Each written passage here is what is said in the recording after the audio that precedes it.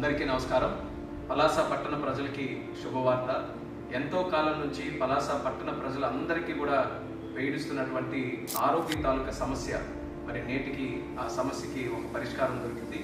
కేంద్ర ప్రభుత్వం అంగీకరించి సుమారు 46 కోట్ల రూపాయలకి రీఎస్టిమేషన్కి మనం ఏదైతే కేంద్రానికి పంపించామో దానికి అంగీకరించి మిగిలినటువంటి పనులన్నీ కూడా కేంద్రం ముఖ్యంగా రైల్వే తన బడ్జెట్లో నుంచే ఖర్చు పెట్టి ఆ పనులు పూర్తి చేస్తామని రైల్వే మినిస్టర్ గారు దానికి అంగీకరిస్తూ ఒక లేఖ కూడా రాయడం జరిగింది. మరి ఒక శుభవార్త పలాస పట్టణ ప్రజలందరితో కూడా ఈ సందర్భంగా మీ అందరితో పంచుకుంటున్నాను. మీకు తెలిసిందే, గత ఎన్నో సంవత్సరాలుగా అది పూర్తయినందున వల్ల ప్రజలు అందరూ కూడా పలాస వెళ్ళాలన్నా బయటికి రావాలన్నా అక్కడ ఉన్నటువంటి రైల్వే గేట్ వల్ల అనేక రకాలైనటువంటి ఇబ్బందులు పడ్డారు. వేసవి కాలంలో కానీ లేకపోతే వర్షం సమయంలో కానీ గంటలు కూడా కొన్ని సందర్భాల్లో వెహికల్స్ అన్ని కూడా అక్కడ ఆగిపోయి మరి రాకపోకలు మున్సిపాలిటీకి చాలా ఇబ్బందులు పడుతూ ఉండిపోయింది.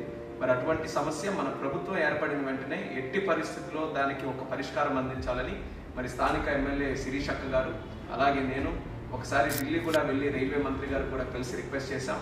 అలాగే పదే దాని తాలూకా ప్రయారిటీని తెలియజేస్తూ ఎన్నో సందర్భాల్లో అశ్విని వైష్ణవ్ గారిని కలిసినప్పుడు నేను కూడా దాని గురించి ప్రస్తావించి అది వీలైనంత త్వరలో చేయాలని నేను కోరిన తర్వాత నేటికి దానికి ఒక పరిష్కారం చూపిస్తూ అంగీకరించడం జరిగింది.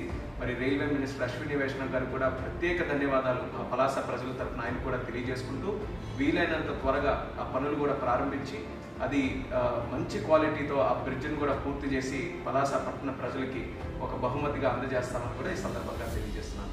ధన్యవాదాలు.